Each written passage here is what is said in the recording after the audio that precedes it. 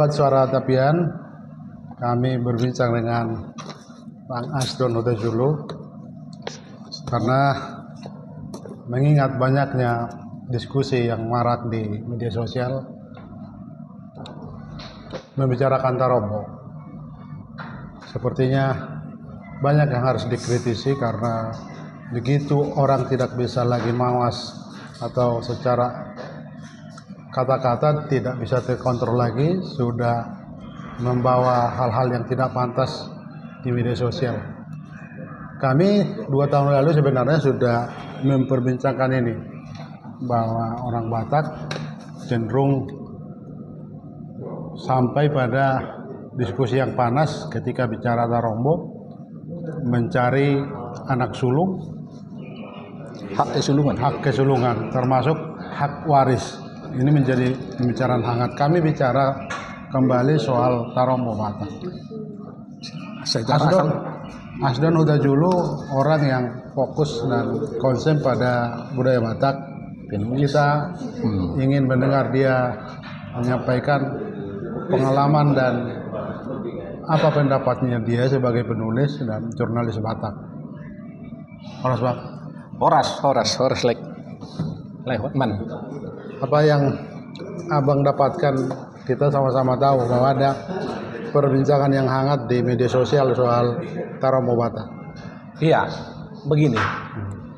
Belakangan ini begitu gencarnya polemik di antara marga Batak yang nomor dongan tubuh, kita nggak usah dulu sebutkan sekarang. Ya. Sampai soal Tarombo ini menjadi perbincangan hangat. Ya. Yang masing-masing bersikukuh Tarombo mereka lah yang paling benar. Ya. Ini menjadi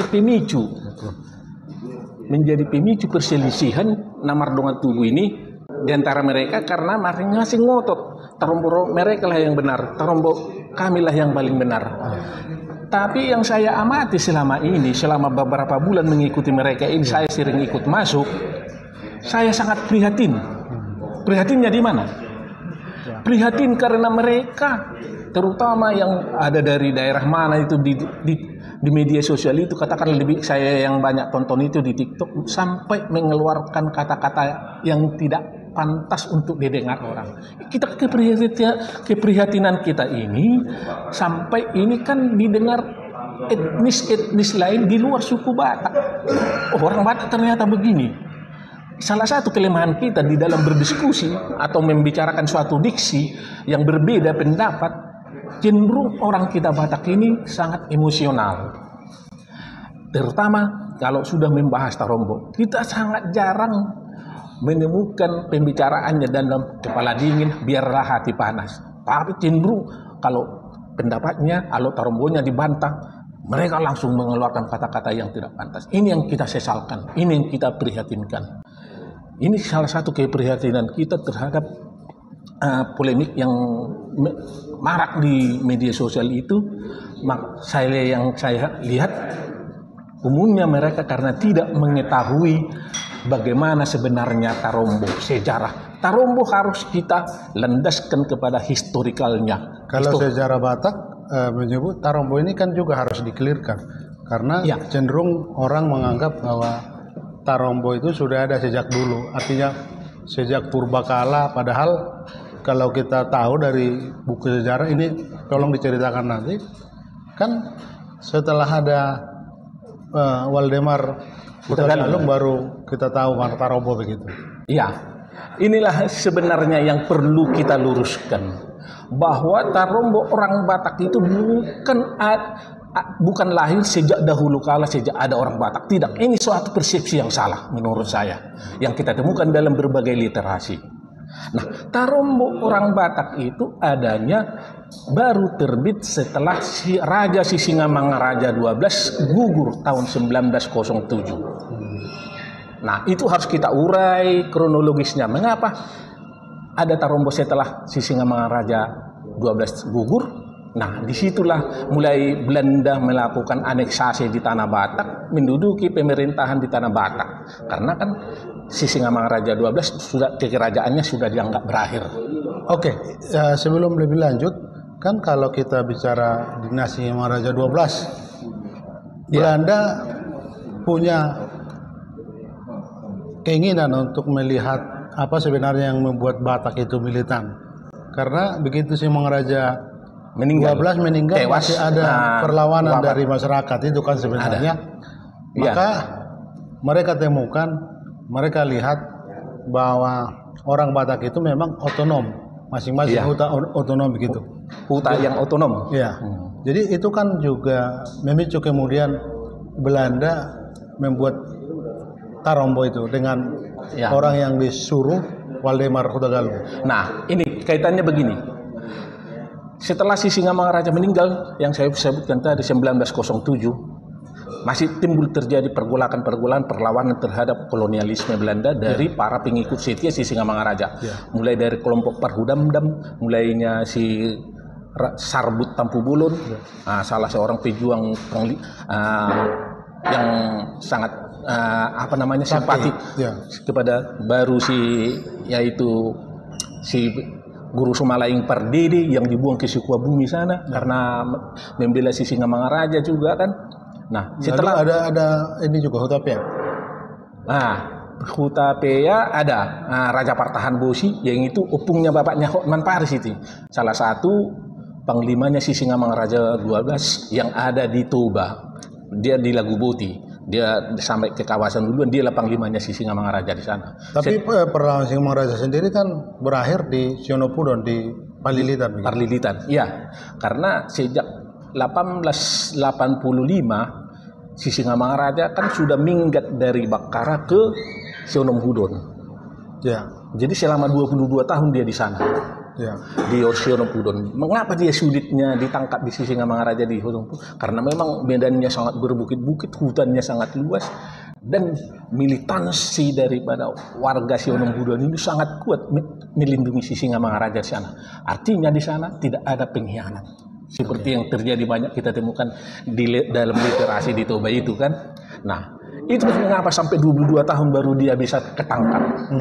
Nah, itulah si Singamangaraja. Itu nanti mudah-mudahan bukunya selesai kita buat juga kan. Dan setelah dia meninggal baru Belanda berniat mencari rahasia apa sih militansi Batak itu. Berarti kemudian Tarombo itu menjadi jawaban mereka. Di masa si Singamangaraja itu kan adalah bius. Ya. Bius ini banyak orang nggak mengerti apa sebenarnya arti bius. Ya. Bius kan perkumpulan dari huta ke huta, beberapa huta. Dalam huta itu kan ada otonomnya. Itulah yang dinamakan Raja Huta. Nanti dari bius ini ada Horja kan? Ada. Nah, kumpulan dari bius inilah yang dikatakanlah Horja. Sekarang udah dihapus. Udah dihapus oleh Belanda dulu. Dihapus Belanda sama Nomensen yang menghapus itu dulu. Karena dianggap bertentangan dengan berhala lah, sifat nuansanya sangat berhala. Nah, kemudian setelah perlawanan si Singamangaraja meninggal, perlawanan daripada tahun-tahun kemudian para pejuangnya ini mulai reda, masuklah Belanda mulai menduduki wilayah tanah Batak. Nah, untuk menata wilayah ini yang disebut namanya Kampung Forming, penataan kampung huta-huta ini, penataan huta. Jadi kan Belanda di situ berkepentingan siapa yang akan ditempatkan menjadi pengganti bius ini, yang namanya diganti menjadi Nagari. Nagari inilah yang menjadi perwakilan daripada pemerintahan Belanda di sana. Tapi boleh disebut bahwa Nagari sebenarnya bentukan Belanda ya? Iya. Kaki tangan Belanda. Kaki tangan Belanda di setiap huta-huta ini. Jadi itu. Sebelum saya teruskan, jadi kalau ada nenek moyangnya kepala Nagari jangan terlalu bangga dulu ya? Iya, jangan terlalu bangga. Gak usah kita bangga karena itu kaki tangan Belanda. Karena setiap Nagari ini sebelum pembentukan Nagari, Belanda harus mencatat, mensensus siapa-siapa di kampung itu yang menjadi kepala kampungnya, turunan yang paling cakkangan. Cakkan, misalnya ditulislah kami Huta Julu, siapalah cakkangan, misalnya Raja Bonaniaek, Tinggiri Pasir misalnya gitu. Nah, itulah diangkat. Tapi inilah yang diangkat menjadi Nagari menurut versi Belanda. Nah, kalau udah diangkat, dibuatlah dia menjadi kepala pemerintahan di sana digaji oleh Belanda. Setor kepada Belanda balastingnya atau pajaknya, dibuat tekenlah itu apa namanya korte perklaring. Korte perklaring ini artinya perjanjian pendek. Dia tunduk kepada pemerintah Belanda, patuh kepada pemerintah Belanda, mengikuti aturan-aturan yang dimainkan oleh Belanda kepada kampung itu. Nah, termasuk biar ada belastingnya, ini yang paling utama kan. Nah, situ dia. Jadi begitu ini ditulislah WKHIP sini. Wah, hari itu tahun itu kemudian dia masih menjabat di Barus asisten residen. Nah, setelah dipindahkan dia ke Pangururan, pindah jadi residen, dia mulai mencatat ini semua. Nah, ditulislah lagi oleh asisten Demangnya ketika itu si Huta Galung, Waldemar Huta Galung, dicatatlah ini setiap kampung selama 4 tahun lebih dia mencatat seluruh desa-desa di itu, siapa yang paling tua, siapa, biar itu nanti ditentukan menjadi nagarinya. Tapi Bang, banyak juga mengkritik buku Waldemar Huta Galung ini sebagai dasar pertama jadi Tarombo karena tidak semua setuju. Iya. Kalau kritikan itu memang karena itu kita anggap memang suatu penemuan yang sangat spektakuler menurut saya, walaupun di sana sini terdapat kelemahan. Karena Tarombo itu kan berasal dari turi-turian ataupun hikayat. Yang kalau orang Batak bilang torsa-torsanya, kejadiannya, siapa yang asal mula di kerajaan di sini. Dari mana asal usulnya, opungnya itu dari mana. Inilah yang dicatat. Jadi itulah bedanya Tarombo dengan pertuturan. Dan kita harus akui bahwa misalnya kalau kita ada pustaka Laklak, tidak pernah ada di situ kita temukan Tarombo ya. Jadi orang selama ini salah tanggap bahwa di pustaka Laklak atau kayu kulit itu yang tulisan itu tidak pernah ada Tarombo di situ. Dari mana sejak zaman dahulu Tarombo? Karena orang Batak sendiri masih buta huruf sebelum datangnya kolonial kan. Dari mana datangnya? Dan harus dikelirkan juga bahwa buku Laklak ini hanya dikuasai 2 profesi. Iya. Pembaca bintang atau astronomi. Ilmu astronominya lalu datu atau dukun. Datu. Nah, itu namanya parhalaan untuk menentukan hari misalnya bercocok tanam, kapan dia mau menikah. Misalnya ada yang orang mau menikah, ditentukanlah parhalaannya kan. Oh, di sini rikar, urung begini. Nah, di situ ditentukan hari-harinya. Inilah yang dicatat di dalam buku Laklak. Jadi nggak ada di dalam buku Tarombo itu Laklak yang kita temukan ya. Harus diakui dia punya jasa, tapi tentu sebagai karya manusia barangkali ada yang salah ya. Ya, kita harus akui juga. Inilah buku Waldemar Huta Galung itu kan yang diterbitkan tahun 1926 di Samosir. Kalau ada orang marga yang menyatakan ini tidak benar, itu sah-sah saja. Tapi kalau misalnya dari sekarang yang saya tahu, yang pernah saya catat 159 marga, ada marga 2 orang yang menyangkalnya, sementara 150 lagi yang menyatakan menuruti ini. Jadi mana yang mau kita apakan? Mau kita benarkan? Artinya memang bahwa Tarombo itu tidak ada kebenarannya mutlak di atas 80%. Karena dia berasal dari turi-turian, torsa-torsa, folklor, hikayat gitu. Mungkin Abang juga cerita karena Abang kan banyak menulis tentang Batak. Terutama kami pernah dengar Abang juga menulis buku Raja Sordi Buntu ya. Sordi Buntu Sidabutar. Raja Sidabutar Tomok. Ini kan itu dia. Pasti datang penelusuran juga tentang ya, ini yang kita tulis itu. Ya. Kisah si Raja Batak dan si Raja Soribuntu Sidabutar. Ya. Ini Sidabutar ini anggota Parna. Keturunan dari salah satu marga Parna. Dari Tambatua. Ya. Nah, tapi kita ulas dia mulai dari si Raja Batak. Nah, si Raja Batak sampai Parna. Ya. Parna ini yang kita dapat telusuri dari berbagai literasi yang kita temukan, baik dari sini maupun dari ini karangan WM Huta Galung ini karangan Guru Batara Sangti Simajuntek, mantan bupati 1957 di Tapanuli Utara. Ini dari karangan dari Richard Sinaga, Ya. semua memuat Tarombo di sini. Ya. Tarombo Parna. Tapi saya tidak menemukan ada misalnya pemisahan 20 atau 50 enggak. Saya lihat semuanya di sini berasa Tarombonya itu tetap 50. Ya. Saya nggak tahu kalau ada Tarombo yang baru itu. Saya di sini tidak memihak entah siapapun itu yang berselisih sekarang ini, enggak. Tapi kita hanya ingin memberikan pencerahan bahwa sejarah Tarombo ini loh. Bahwa sejarah Tarombo itu mulanya adanya penataan kampung Ya. yang disusun oleh WKHIPes dan si Huta Galung. Dan boleh disebut Bang, salah satu kelebihan orang Batak itu kan Tarombo. Dan di situ juga kelemahannya begitu. Karena kelemahannya di situ juga kita bersoal jawab terus, tidak bisa tuntas karena kalau kita tidak pakai pikiran dingin bisa menjadi bumerang juga untuk kita begitu. Memang sejak dari awal terbitnya buku ini sudah mendapatkan kontroversi dari beberapa marga ya. Tetapi kenapa setelah ini 10 tahun kemudian tidak ada yang memprotes atau membuat suatu semacam reviewnya? Iya. Harusnya direview. Buku menjawab buku ya. Buku menjawab buku, bukan narasi dengan urak leher kan, dengan memaki-maki. Mereka mengatakan saya sangat salut dengan Huta Galung ini. Saya anggap dia sebagai pioner Batak. Kalau buku Huta Galung ini tidak ada, mungkin Tarombo Batak nggak ada sampai sekarang. Karena apa? Ini Tarombo. Tarombo namanya adalah tertulis, silsilah yang tertulis, gitu loh. Tapi ini juga kita harus ini.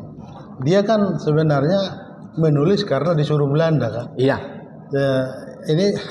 Ini juga masih pertanyaan besar. Jangan-jangan ada pembelokan juga dalam sejarah yang dia tulis. Menurut Abang apa? Kalau melihat dari analisis saya bahwa WM Huta Galung ini tidak ada kepentingan dengan marga-marga yang tertentu. Yang ada kepentingannya menyelesaikan tugasnya. Karena dia coba misalnya kepada Parna apa kepentingan dia nggak ada. Secara hubungan permargaon kepada marga Silalahi misalnya yang ikut berpolemik juga saya lihat di sini tidak ada. Narasaon juga tidak ada kan. Dia dari marga Silindung, dia turunan dari Hasibuan, Guru Mangaloksa. Nah, apa kepentingannya saya lihat nggak ada. Makanya saya lihat kalau orang mengkritisi ini, waduh ini salah besar. Apalagi menyalahkan ini, saya sangat kurang berterima kalau buku ini disalahkan. Kenapa bukunya ini nggak disalahkan? Buku Batarang Santi Simajunta ini. Nah, ini tetap menyuarakan hampir sama isinya dengan ini soal Tarombo. Kenapa si Richard Sinaga juga nggak disalahkan? Nah, gitu kan.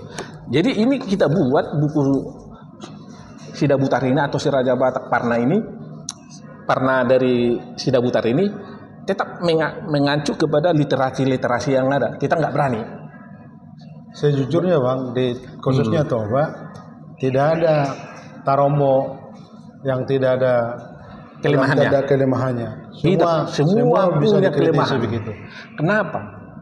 Karena ternyata hasil telusuran kita, opung kita ini juga tanda kutip bermasalah. Dengan istri-istrinya ada 3, ada 2 kan gitu. Apa itu dimasukkan semua? Ada yang misalnya Pagudak Parumainya, tahu nggak kan? Pagudak Parumainya begitu anaknya meninggal, Parumainya tinggal, ini dijadikan. Nah, ini menjadi generasi keberapa ini nanti? Itulah pentingnya sundut generasi atau nomor di dalam Tarombo. Kan menjadi gini, anak Parumainya hasil dari dia yang Pagoda Kun itu menjadi sama dengan anaknya soal keturunan kan, garis keturunannya, nomor Tarombonya. Nah itulah pentingnya sudut Tarombo itu. Jadi kalau di daerah lain saya lihat nggak ada sudut pakai nomor kan. Dan satu lagi, kita bukan dalam tendensi, tidak ada tendensius kita, tapi mengkritisi misalnya Bang. Kalau kita temukan di seluruh marga-marga itu kan cenderung ada raja-raja. Kan secara otoritatif kan tidak ada kekuasaan dari otonom satu huta itu, tapi kan bukan raja sebenarnya. Ya, hanya sebagai penghargaan. Yang kita tahu kalau ada dinasti Kamaraja juga karena dia memang diterima di beberapa wilayah, tapi tidak semua misalnya marga secara otoritatif punya istana atau mungkin hanya segelintir, tapi kan kalau kita lihat semua marga pakai ada raja. Ada sejarahnya memang. Jadi semua orang Batak itu dikatakan anak Niraja bermula setelah masuknya kolonial ke tanah Batak. Itu yang penelusuran kita ya. Kenapa? Karena siapa yang bisa menjadi amtenar di tanah Batak itu atau nagarinya itu harus anak niraja, keturunan raja, harus keturunan orang kaya, orang terpandang. Walaupun banyak uangnya, belum tentu dia bisa menjadi sekolah. Tapi harus keturunan raja. Jadi itu makanya semua orang Batak berlomba-lomba menjadikan raja semua, raja-raja Tuba, raja-raja Batak yang baru. Padahal sebenarnya sedikit, kalau kita mau jujur, pengertian raja itu ada dalam hal di dalam orang Batak. Apa itu? Satu, pengertian ini raja sebagai primus inter pares. Nah, primus inter pares adalah seorang raja yang diangkat oleh rakyatnya dan didaulat oleh rakyatnya. Kalau orang Batak, inilah yang namanya dibulang-bulangi. Pengertian raja itu ada dalam hal di dalam orang Batak. Apa itu? Satu, pengertian ini raja sebagai primus inter pares. Nah, primus inter pares adalah seorang raja yang diangkat oleh rakyatnya dan didaulat oleh rakyatnya. Kalau orang Batak, inilah yang namanya dibulang-bulangi. Nah, ini hanya terjadi kepada Raja Sisingamangaraja pertama sampai ke-12. Inilah yang dikatakan Raja Primus Inter Pares. Kalau Raja Huta, nah, tidak diulang-ulang itu. Nah, diulang. Jadi nggak diulang-ulang ini Raja Huta hanya sebagai pengangkatan. Ala koronau tua, kau yang tertua di kampung ini, kau Raja Huta. Dan inilah yang menjadi pasukan secara irreguler, tidak reguler ya, irregulernya Sisingamangaraja ketika menghadapi konflik Belanda. Jadi kalau ada orang mengatakan kami adalah raja wilayah ini, itu bukan primus inter pares. Primus inter pares itu seperti Sisingamangaraja, dia punya pasukan, punya kerajaan, punya wilayahnya seluruh tanah Batak. Ada sejarahnya kenapa Sisingamangaraja pertama diangkat menjadi Raja Batak. Apa? Itu perjanjiannya dengan keturunan si Raja Uluan dengan keturunan si Bagot Nipohan. Itu yang kita bicarakan kemarin itu. Ketika ternyata sebelum Belanda masuk, tahun masa-masa Singamangaraja pertama itu ada perjanjian antara ini. Karena kejadiannya yang pernah saya katakan, ada bajak laut di muara ini yang merampas hasil-hasil perdagangan para pedagang dari Balige ke dari Balige ke Bakara. Jadi selalu dicegat ini hasil-hasilnya ini di tengah jalan oleh kelompok marga dari yang di muara itu. Nah, ketika itu mengadulah para pedagang ini ketika sampai di Onan Balige. Dulu Onan Balige itu menjadi pusat perdagangan dari tanah Batak. Balige itu. Nah, mengadulah mereka, rapatlah mereka. Sebagai penguasa Balige kita adalah keturunan dari si Bagot Sorbadi Banua. Anaknya paling sulung adalah si Bagot Nipoha, dipimpinlah rapat di situ. Bagaimana supaya menghentikan aksi bajak laut itu? Bajak laut, bajak danau dong. Bajak danau. Kalau bajak danau kan tidak ada, istilahnya kan bajak laut. Perompak kalau bahasa Malaysianya kan perompak. Tapi sudah ada ya zaman itu? Sudah ada. Pada zaman itu makanya terjadi primus inter pares tadi. Kesepakatan. Jadi dipanggillah. Bagaimana kita menghentikan itu? Panggillah si Bagot Nipohan, panggil adiknya si Bagot si Paik Tua, dipanggil si Raja Uluan, dipanggil si Lai Sabungan. Nah, karena si Raja Huta V udah meninggal. Ketika itu udah pergi ke Dairi, dikabarkan ke tanah Dairi sana. Mereka berembuklah dari Bakara sana. Apa isi perjanjiannya? Oke. Barang siapa yang bisa mengalahkan para dalam tanda petik penjahat atau bajak danau itu di kawasan muara itu, dialah yang akan menjadi pemimpin. Tampillah dari si Raja Uluan, Raja Makutal Sinabila.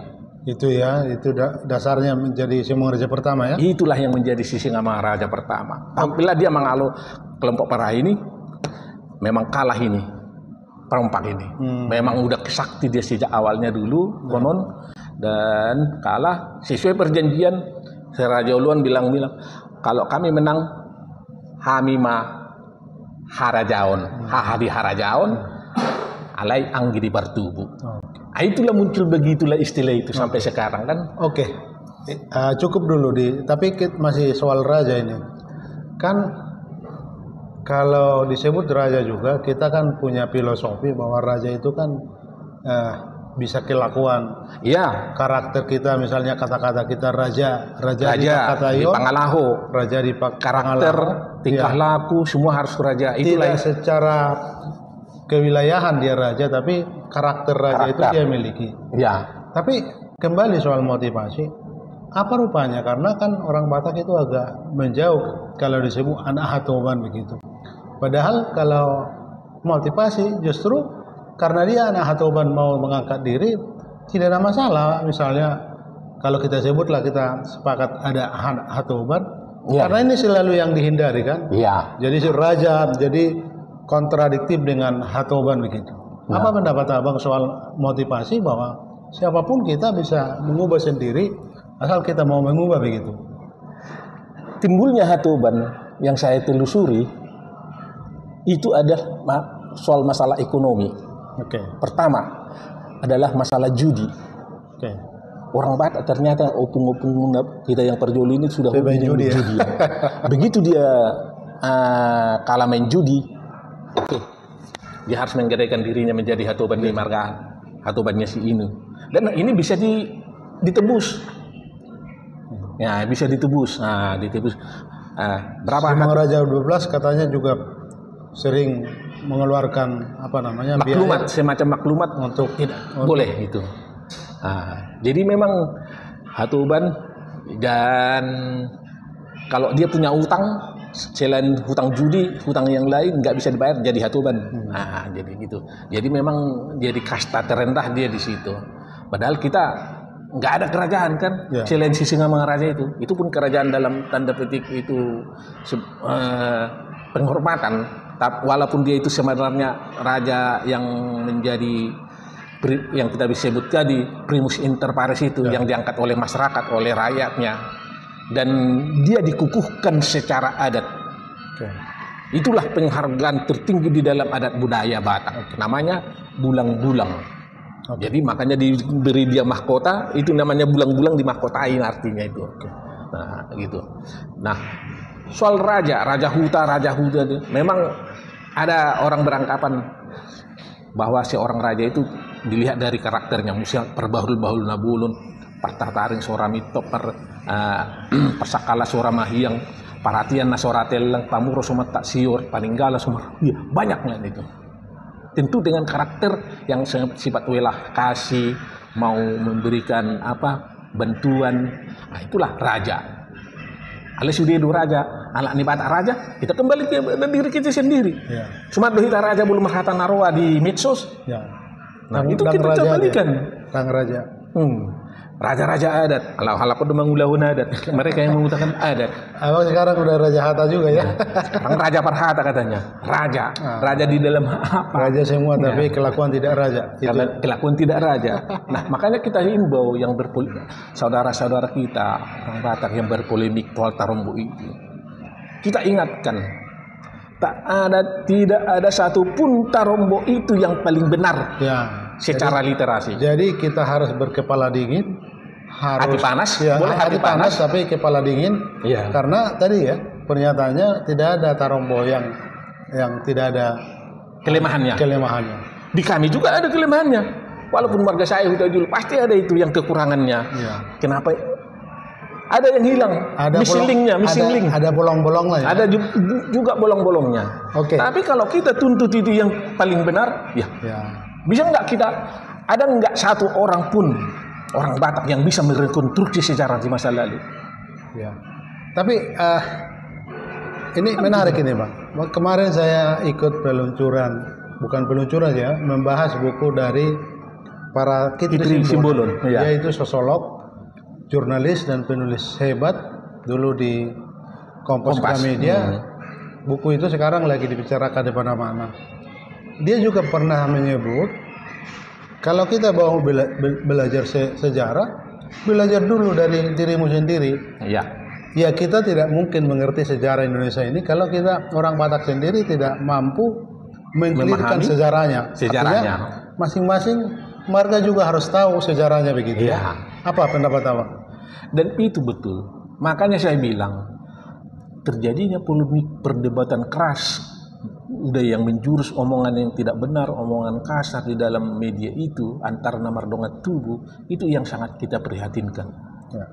Karena mereka rata-rata hanya mengandalkan tonani babokku, tonani opukku.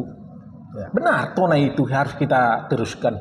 Tetapi kita harus melihat keadaan perkembangannya. Ya. Tanpa harus mengetahui sejarah Batak itu bagaimana. Masalahnya sejarah Tarombo. Kita lemah di literasi ya, penulisan. Salah satu kita tidak memahami sejarah Tarombo, itu yang paling utama saya lihat. Dan sejarah disebut sejarah ketika ditulis. Sejarah itu baru kita akui kalau sudah ditulis. Oke. Masih Tarombo Bang, karena kita kan ingin juga paling tidak memberi tawaran untuk solusi begitu. Karena 2 tahun lalu kan kita sudah pernah membicarakan ini di Sobat Pikir ya. Iya. Seolah-olah benar terjadi itu kan 2 tahun kemudian. Tarombo menjadi satu polemik di orang Batak begitu. Apa pendapat Abang solusi yang harus kita dorong agar masalah Tarombo ini jangan dibuat jadi seperti kejahatan apa begitu? Jadi semacam kebenaran absolut. Ya. Nah, jadi Tarombo itu, saran saya, Tarombo harus kita anggap sebagai suatu kebenaran yang relatif.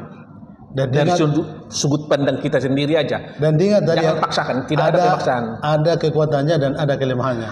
Disitulah kekuatan Tarombo itu menjadi terkenal orang Batak itu karena apa? Marganya. Masuk apa ini? Ya. Nah, udah kita pahami aja. Ya. Artinya suatu kebiasaan atau suatu ada istiadat yang terjadi sejak lama sudah kita terima. Kenapa muncul lagi nih? Kelemahan itu jangan kita ungkapkan. Ya. Yang kita ungkapkan sekarang itu, edak songoni Tarombo nami inana serenai. Okay. Enggak begitu Tarombo kami yang katanya kami sudah dari dulu sudah ada. Nah, menurut saya tetap aja dulu kepada partituron itu. Enggak usah kalau bertekad soal Tarombo itu enggak ada yang benar. Itu prinsip saya. Kembali partituron majawaho. Alikot takasma canda julu tonanina tua-tua amur sang giada misalkan. Kalau soal bukti ini bisa buktinya kan secara literatur. Bisa kita buktikan. Tapi ini penyelesaian enggak? Belum tentu ya. Belum tentu. Kalau saya ngotot misalnya Parna itu yang saya pelajari Parna Hilima Opu aja yang ada misalnya. Saya ngotot kepada yang lainnya, yang anggota Parna yang tidak mengakui itu. Apa bisa saya berhak di situ? Kan enggak kan? Tetap aja. Tapi secara literatur sudah terbukti. Tapi apa ini menjadi kalau ini nanti kita ngotot, akhirnya terjadi permisahan. Itu makanya di dalam filosofi pernah saya katakan itu di Namardonga Tugu. Sisa ada somba, sisa ada raga-raga di Namardonga Tugu. Berarti perlu duduk bersama, kesepakatan penting, hati dingin, pikiran dingin untuk membahas ini ya. Iya. Tapi yang saya lihat waktu kita pertemuan kemarin di gedung Sejahtera itu, wah saling ngotot ini bagaimana kalau sudah orang Batak ini yang bermarga ini, kalau mereka tidak sadar kalau ini sudah sampai pecah antara Namardonga Tugu, bisa sampai ratusan tahun tidak akan pernah bisa terselesaikan. Kalau tidak ada diupayakan untuk mendamaikan. Caranya apa? Saya sudah sampaikan kepada ketua PPI ya. Pengumuman Parna Indonesia. Kenapa nggak bisa rujuk bertemu kembali? Tapi hadirkanlah ahli-ahli sejarah, ahli Tarombo, biar ada masukan. Semacam di pengadilan kalau kita berperkara suatu perkara kan perlu saksi ahli untuk memberikan pencerahan kepada majelis hakim untuk memutuskan perkara itu dengan benar sesuai bukti-bukti dan fakta. Tapi kita nggak harus sampai ke pengadilan. Tapi kalau menurut saya ini kalau udah sempat orang Batak kan ada kelemahan kita jugul-jugul. Kalau udah berdiskusi emosinya timbul, apalagi kalau yang sudah terdoktrin selama puluhan tahun Tarombonya mesti ini yang benar. Nah itu yang susah. Karena apa?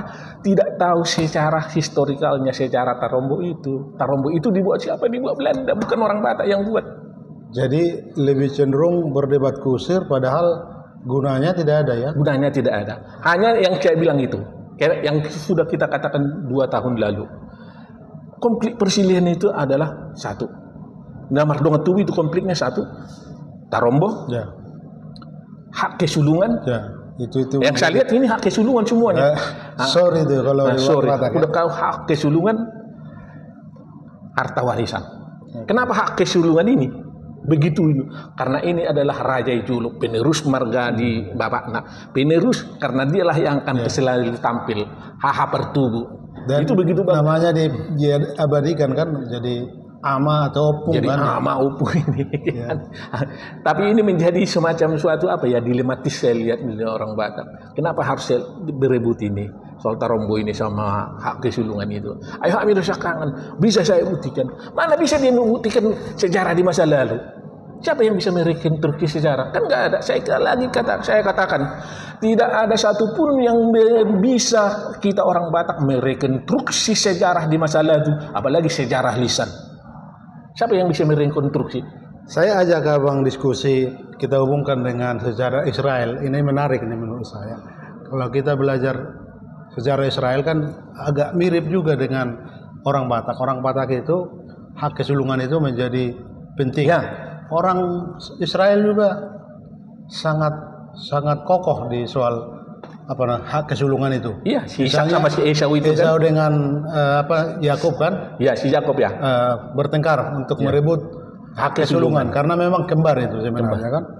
Tapi jangan lupa juga dalam sejarah Israel ada raja yang sangat membuat Israel jaya, Daud.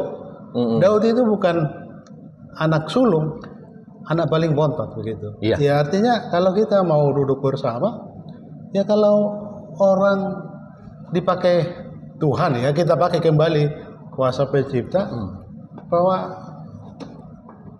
kalau sepakat saudara itu awalnya kan abang-abangnya juga tidak setuju dengan dia, tapi kemudian kan Raja Daud terangkat tinggi begitu. Iya.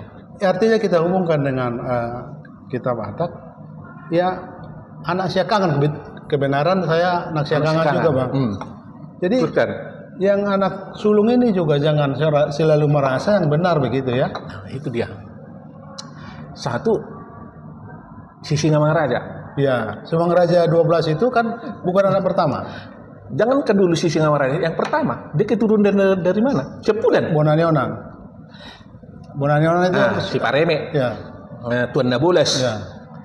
Sinambela pertama si Pareme, Tuan Nabolas, baru Bonanionan. Bonanionan. Dia keturunan dari Bonanionan. Anak bungsu. Anak bungsu ya. Nah, itu anak bungsu tapi dia anak pertama di sini. Kenapa dia mesti dari dia? Iya. Nah, itulah salah satu contohnya Harus, kan. ya. Nah, yang kedua, balik lagi terus maju kita lompat ke Sisingamangaraja 12. Dia anak kedua dari Raja Opusuhahuao, Sisingamangaraja 11. Sementara abangnya Parlopu. Tapi katanya juga Pak pintar nulis. Ya, pintar nulis. Tapi salah satu literat turi-turiannya mengatakan Parlopu itu tidak bisa membuka pisau gajah Dokpak karena sakit katanya. Sakit. Nah, Sisingamangaraja 12 yang itu Batuan Bosar. Dia yang bisa ya? Dia yang bisa. Ya. Kalau aku telusuri bukan Patuan katanya sama aku. Jadi ada tulang aku bilang. Ya. Tuan Bosar Sinabela dodang aku Patuan katanya kayak gitu. Nah, itu pelurusan kan, pelurusan. Jadi saya telidiki lagi, saya wawancarain dia yang di Bakara. Jadi sebenarnya siapa sih Sisingamangaraja 12 ini? Iya, yang sekarang yang terakhir yaitu si Tuan Bosar Sinabela katanya. Terus emang ada Sisingamangaraja 12 yang pertama? Ada. Imabang May Parlopu katanya kayak gitu. Nah, ini kan menjadi versi yang berbeda juga kan. Nah, itu keterangan dari orang itu bisa dipercaya atau bisa tidak. Nah, itulah namanya turi-turian. 2 tahun lalu 3 hal yang abang sampaikan itu Tarombo, hak kesulungan dan warisan. Yang 2 ini sudah kita bicarakan. Tarombo, hak kesulungan ternyata kalau kita juga duduk bersama, ya kalau siapapun dipakai, siapa yang ya lebih istimewa, terima aja itu bagian dari rencana pencipta ya. Nah, tapi soal hak ini, hak waris ini juga ini kan perlu dibahas. Kalau saya kebetulan belajar teologi ya Bang, jadi saya selalu mungkin percontohannya ke situ. Jadi kalau dalam teologi ya kan, yang paling hebat itu memberi hak. Jadi hak kita tapi kita ikhlas memberi itu. Ya. Itu memang di titik paling tinggi itu. Ya. Kalau kita menuntut hak kita itu masih sangat wajar. Itu biasa gitu. Tapi yang paling tinggi itu ketika hak kita juga kita relakan begitu, kita serahkan begitu. Kita hubungkan dengan soal hak waris, kan banyak juga bertengkar. Karena itu yang saya sebutkan kemarin, sebutkan tadi, atau sebutkan 2 tahun lalu yang kita buat. Salah satu faktor ketiga ini adalah hak waris. Karena memang hak waris ini yang biasanya apalagi sebelum meninggal tidak ada tona atau pesan ini begini dibagi-bagi. Nah, itu yang membuat rumit. Ya. Nah, ini akan penguasaannya si anak sulung semua. Karena dia yang akan menggantikan bapaknya ke sana, bapaknya ke sini, cenderung tidak adil. Cenderung tidak adil. Itu makanya kalau kita perhatikan di Bonapasogit itu harta warisan untuk ke anak-anak sulung itu biasanya di daerah-daerah duluk-duluk. Baru angin-anginawan tuturuamon adik-adiknya ini. Kan gitu. Kalau boru kan pauseang. Nah, pauseang yang diberikan oleh bapaknya atau ibotonya. Kalau apalagi sudah ditonakan letu ibotom, letu naboru. Nah, itu dah pauseang. Nah, kalau di kami itu biasanya harus kembali setelah 30 tahun. Itu pauseang itu nggak bisa dijual ya? Nggak bisa. Karena biar juga clear ini. Itulah sebabnya saya pernah jadi saksi ahli dalam perebutan hak waris ini di salah satu marga Aritonang di Muara. Saya dipanggil pengacaranya jadi saksi. Saya katakan keterangannya, istri itu tidak menjadi pewaris, kan gitu. Jadi ada seorang marga A yang saya sebutkan tadi yang di Muara itu, suaminya sudah meninggal. Dia kawin lagi dengan marga yang sama, tapi jauh keturunannya. Jadi menguasai harta warisan ini. Nah, tetapi para anak-anak dari suaminya yang pertama menuntut supaya warisan itu dikembalikan kepada mereka karena ibunya ini sudah meninggal kawin dengan yang marga fakultas asing, walaupun satu marga gitu. Jadi saya katakan seorang istri itu tidak menjadi ahli waris di dalam hukum adat. Anak ya. Harus anak laki-laki. Itulah fungsinya marga itu. Secara itulah salah satu kodratinya marga itu. Kehebatan dari marga itu. Tadi belum menjawab bagaimana budaya Batak menjawab kemampuan merelakan haknya. Karena tadi kan kalau kita perbandingkan dengan nilai-nilai Kristiani bahwa yang paling tinggi itu kan mampu menyerahkan haknya gitu. Tapi tidak mungkin semua orang mampu melakukan itu. Nah, inilah kita pertanyakan kepada diri kita sendiri sebagai anak-anak sulung lah. Gitu. Mampu nggak dia merelakan itu? Hamu yang ganggiku. Gitu. Asal madame hamu naik utai. Mau nggak? Itu masalahnya. Tapi memang ada juga kalanya. Saya sebagai misalnya kalau saya anak sulung, hamu maison. Dia asal marung bagi aku. Asal adong tendana. Sianda tua-tuai bahwa saya adalah salah satu keturunannya. Itu penting loh. Penting juga. Penting juga itu. Supaya bahwa saya itu bagian dari ini, keluarga ini. Tidak hilang. Walaupun itu hanya sepetak tanah, satu rate 20 kali 20 meter. Kan gitu. Nah, ada lagi pertanyaan yang tadi itu yang agak menarik, hak kesulungan tadi. Kenapa itu penting di orang Batak? Karena sistem kita kan patrilineal absolut. Yang saya ciptakan itu patrilineal absolut itu. Semua laki-laki. Gitu loh. Nah, kenapa patrilineal absolut? Karena semuanya urusannya laki-laki. Enggak ada urusan adat, urusan waris, semuanya urusan laki. Mana ada urus di nama kata IP Raja Perhata enggak ada ina-ina kan. Semua urusan laki-laki. Itu makanya sih disebut adat itu urusannya laki-laki. Kenapa? Tapi kelemahannya di kita itu wanita itu tidak ada peranannya di dalam keluarga Batak. selain pendamping. Tapi pendamping ini kita berilah dia sanjungan yang maha tinggi. Persuduk bulunda burju buruni raja. Kan gitu. Saya teringat Bang, beberapa tahun lalu ada LABB berdiri di Emputa Tular. Dalam satu diskusi di komisi pernah membicarakan tentang ini. Narasumbernya waktu itu Dr. Mangasi Panjaitan, waktu itu rektor dari Emputa Tular. Lalu ada saudara saya Situmeyang juga pemuda, ya dia dari generasi muda di Jakarta ini. Gen Z lah, ya. Generasi Z. Saya juga diundang sebagai pembicara dari sudut pandang pemuda Batak begitu. Saya usulkan ini, ya sudah waktunya juga kita membuka ruang bagi perempuan Batak bicara begitu. Iya. Dan waktu itu diskusinya jadi alot juga. Saya masih simpan itunya, rekaman pembicaraan. Jadi 3 orang membicarakan itu, saya ngotot bahwa harusnya ada kesempatan untuk perempuan. Ya makatai juga begitu. Iya. Sebenarnya itu bagus, usul yang bagus. Tetapi saya melihat, kalau saya melihat fungsi marga Batak ini, fungsi huta itu identik dengan Patmargaon. Oke. Kenapa saya bilang? Itulah sebab saya bilang urusan sistem kita patrilineal absolut tadi, karena semuanya urusan marga. Pengertian huta pun adalah tempat pemukiman satu marga.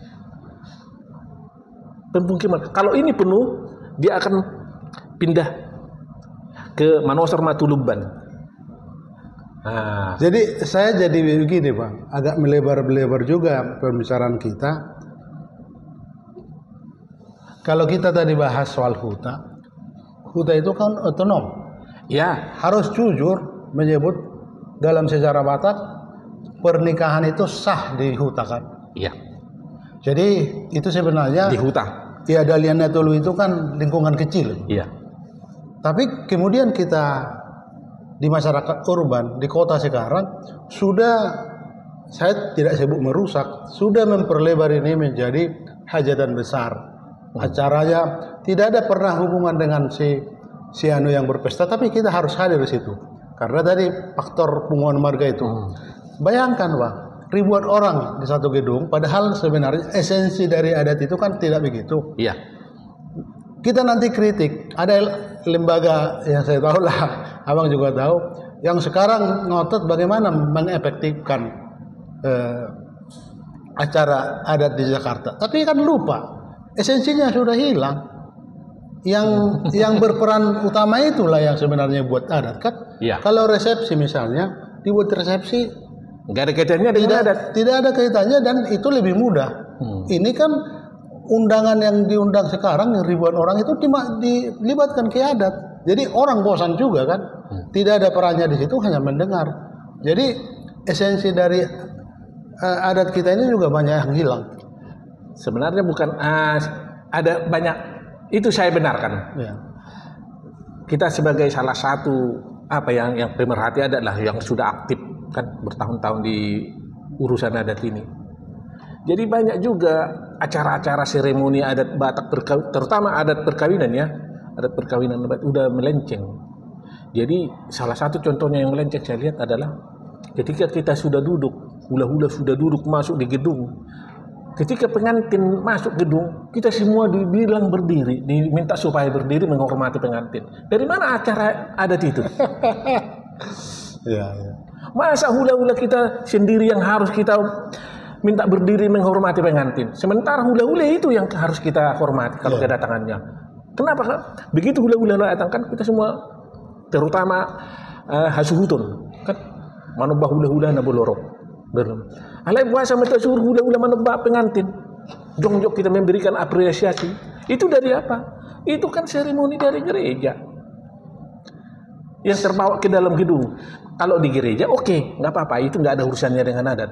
Begitu pengantin masuk ke gereja, hadirin jemaat dipersilakan untuk berdiri, memberikan aplaus ataupun penghormatan kepada pengantin masuk untuk diberkati. Itu nggak apa-apa urusan gereja. Tapi kalau pengantin kita suruh masuk ke gedung, kita suruh berdiri semua hula-hula. Di mana esensinya? Saya belum pernah ke luar negeri Bang, jujur. Tapi saya dengar juga di sana, di Eropa, perkawinan itu maksimal 100 orang hadir begitu. Artinya masih keluarga inti kan? Iya. Saya ada pengalaman, saya kenal sosok orang Batak, saya tidak sebutkan siapa. Dia mengawinkan anaknya. Jadi yang diundang hanya, dia kaya, diundang hanya keluarga inti dengan pihak laki-laki, pihak keluarganya, lalu hula-hulanya, Dalianatul itu Iya. resmi dibuat adat. Tapi untuk mengapresiasi atau mengundang teman-temannya, ya parsahu tahun, gereja, dibuatlah resepsi pesta. Jadi tidak adat lagi. Jadi orang hanya maksimal 4 jam sudah selesai acaranya. Jadi ini kan kalau dimasukkan adat ke resepsi juga kan membosankan memang. Iya. Itu harusnya dipisah. Ya. Jadi jangan digabung, karena apalagi kalau orang yang berpesta ini orang Sinadongan yang punya duit kan. Mangulosi nanti Mangulosi bisa 1,5 jam, kita nggak ada hubungannya kita sudah malas. 2 kali kita ikuti sebuah pesta di Balai Samudra itu Sinadongan ini sampai jam 1 malam, tengah 2 malam, tengah 2 dini hari, bukan malam lagi. Pestanya baru selesai. Waktu kita duduk di sana masih memberikan apa? Memberikan tupak. Enggak jam 6 sore. Jam 6 sore loh. Itulah memberikan esensinya tupak, hilang kan? ya. Nah, memberikan tupak itu saya hitung sampai 3 jam. Mulai jam 4 sampai 3 jam itu. Pohon berbaris-baris diundang apa itu. Nah, jadi yang mau saya katakan di sini, di mana esensinya, di mana esensialnya? Berarti sudah hilang kalau tergantung siapa yang apanya. Kesadaran kita mau nggak melaksanakan ini hanya upacaranya. Tetapi inilah orang Batak, belum ngaudok tepeng nak, bayi dia mau lo, gimana pesta hanya begitu saja kan? Dia ingin terhormat. Itulah salah satu kulihat ekses daripada cita-cita hidup orang Batak. Hagabeon, Hamuraun, Hasangapun itu. Eksesnya tak ada yang sempurna, tapi itulah eksesnya. Kalau berlebihan tentu tidak baik kan dilihat orang. Tapi udah menyakiti diri sendiri. Di Balige, bere saya muli, kami hula-hula ni perburu. Bagaimana itu? Makan jam 4. Saya kami mangulosi jam 11 malam. Jam 11 malam baru selesai mangulosi. Itu artinya sudah menyiksa.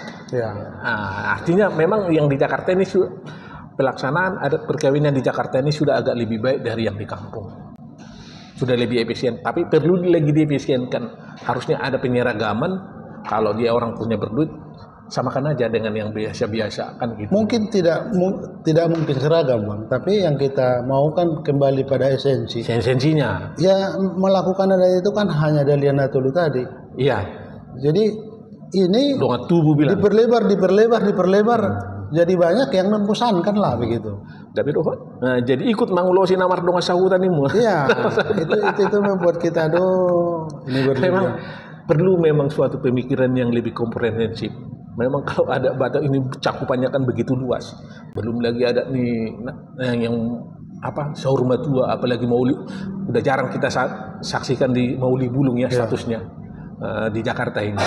Tapi yang baru sama di Tanjung Priok dulu kami bikin acaranya Mauli Bulung. Karena cucunya sudah punya anak ya. Cucunya sudah berkawinan, cucu dari anak boru sudah pada ada yang menikah kan, sudah Mauli Bulung. Nah, artinya di sini juga memang kalau di Jakarta efisiensi itu masih kurang. Tapi itulah dampak daripada Hagabeon Hamuraun menjadikan gengsi.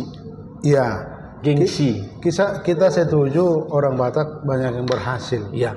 Itu sangat kita kota besar seperti Jakarta sangat banggakan itu. Tapi bisa nggak kita Bang prediksi bahwa 20-50 tahun lagi orang Batak ini bisa jadi tersingkir lagi karena terlalu banyak waktu kita habiskan di acara dan misalnya kita mengikuti undangan satu hari Sabtu misalnya, padahal kita juga nggak kenal yang mengundang ini, secara harus datang karena urusan hubungan tadi marga tadi, kita 1 harian di sana. Nah itu dia. Ya terlalu banyak hal-hal sia-sia. Tapi kalau secara bisnis beruntung aja kapital besar ya gedung. Kalau prediksi saya, kalau yang di Jakarta ini saya lihat paling 20 tahun lagi udah mulai pudar dia. Kenapa? Ini ada faktor bahasa. Faktor bahasa dan anak muda yang lahir di Jakarta ini kan cenderung tidak happy dengan ini. Kurang nyaman dengan hal-hal yang terlalu bertele-tele. Karena itu tadi dia tidak menemukan esensi. Gitu. Jadi banyak hal-hal yang kurang. Nah, misalnya pernah saya jadi Raja Perhata. Ternyata saya telusuri juga, kenapa jadi Raja Perhata ini begitu ya senang. Inilah sebenarnya yang kita tidak tahu, banyak warisan sebenarnya dari opung-opung kita dulu itu, bahasa-bahasa yang begitu bahasa yang bukan prokem ya, bahasa-bahasa yang halus, bahasa Batak itu. Tapi sekarang banyak Raja Hatta juga mensalahartikan dan mengucapkan juga salah. Ya. Abang udah Raja Hatta harus mengkritisi juga teman-teman itu. Iya. Yang saya kritisi ya mereka tidak paham apa yang sebenarnya mereka ucapkan. Apa yang mereka Raja Perhata misalnya kembali kurang mendalami makna daripada para daton itu, makna adatnya itu, makna ini apa kan gitu. Yang cepatnya karena menghafal. Umumnya Raja Perhata hanya menghafal kok, menghafal bahasa hata-hata ya aledang ibu tu artina pajah ditolonan ini pajah ditolonan kan ini rongkongan aru-aru. Jadi harus banyak sebenarnya memahami literasi, membaca literasi Raja Perhata ini baru bisa. Ternyata baru saya sadari, wah, opung orang Batak ini ternyata bukan opung orang Batak ini ternyata sastrawan tidak tertulis, sastrawan tidak tertulis. Kalau mereka menulis hebat juga ya. Iya. Kalau bisa mereka menulis itu dengan bahasa Latin, alangkah indahnya kan. Nah, misalnya bahasa ada banyak.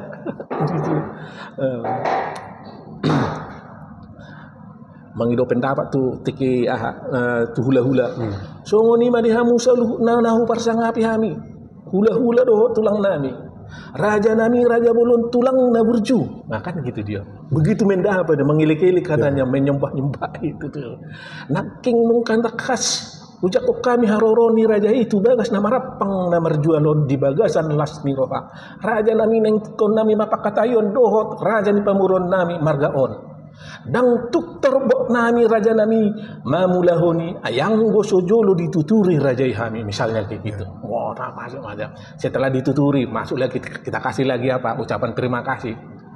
Raja nami mauliata anu ngatuk terok nami dung dituturi raja ihami kan gitu. So nina tua nama dokon. Ni durung masih tua das dapat mampora-pora. Molo hula-hula dung mangalehon penuturion las idu mabain pos ni roha. Misalnya percaya diri. Nah itulah ini saya nanti hebat juga rupanya bahasa Batak ini. Tapi kadang-kadang kesannya sih sama orang ini bertele-tele. Padahal ini sebenarnya warisan. Tapi memang itulah Raja Perhata itu harus pandai-pandai mengaturnya itu, ritmenya itu jangan terlalu panjang. Itu yang mau saya lihat. Dan kembali kepada masalah Tarombo tadi.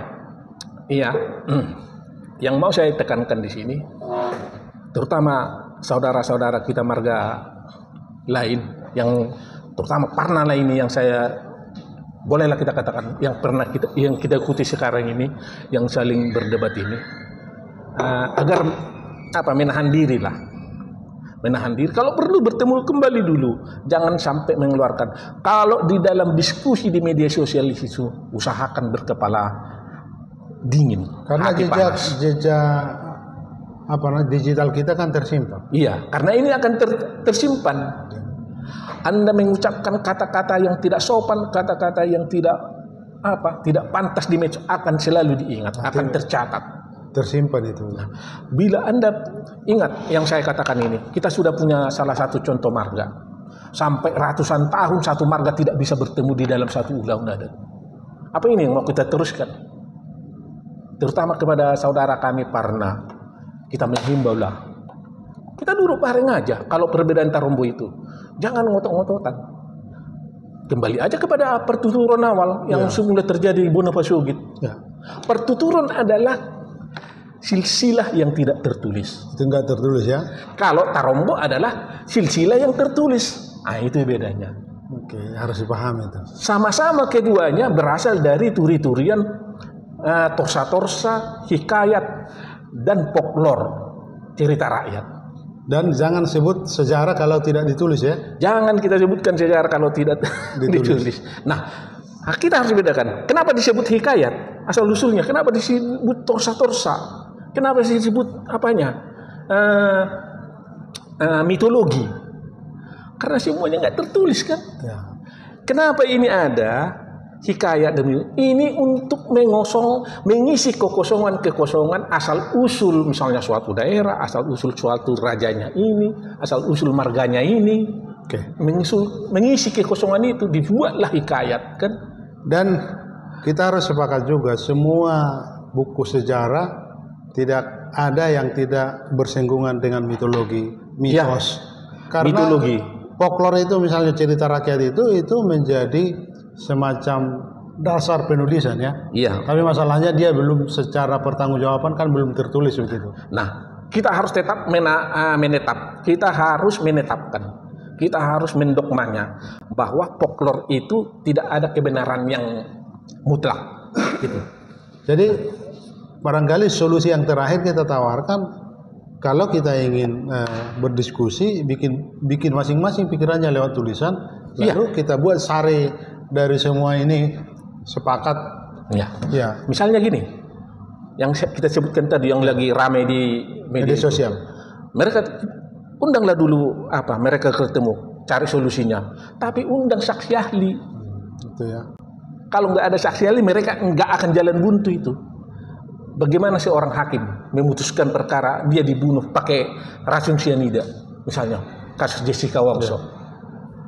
Ahlinya kan harus ahli racun. Bagaimana prosesnya, bagaimana ininya, bagaimana cara kerja racun itu di dalam tubuh manusia kan gitu. Dia harus undang itu. Ya, karena hakimnya bukan saksi ahli, bukan ahlinya dalam itu.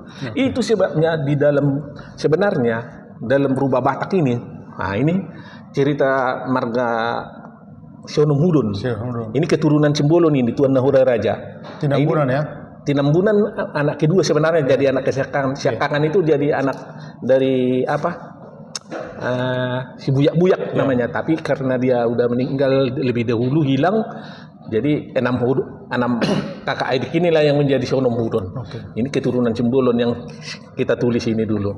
Nah, apa tadi yang tadi Lai bilang itu?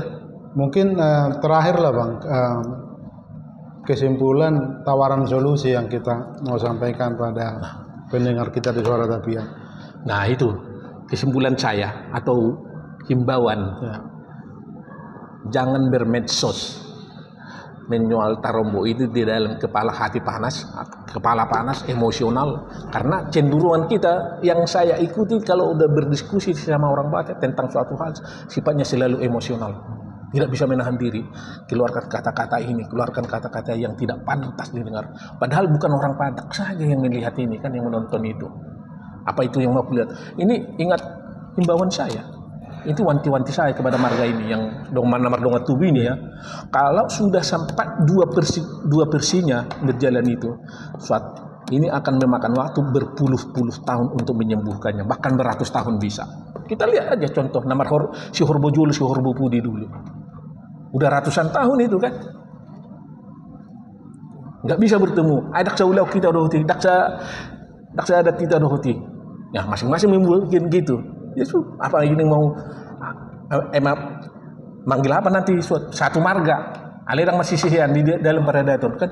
Aneh kan? Gitu. Itu yang sudah sempat kita utarakan juga kepada waktu kita wawancara dengan Ketua PPI. Kenapa nggak diupayakan lagi? Memang kalau kita melihat karakteristik orang Batak ini rata-rata kalau udah berdebat jugal-jugal dirukung dari lain. Bukan karena itu, makanya seperti yang Lai bilang itu perlu menguasai literasi daripada sejarah Batak itu perlu. Kita tulis. Oke. Nah itu. Baik Bang, terima kasih waktunya. Demikian sahabat Suara Tapian bincang-bincang kami, mudah-mudahan bermanfaat.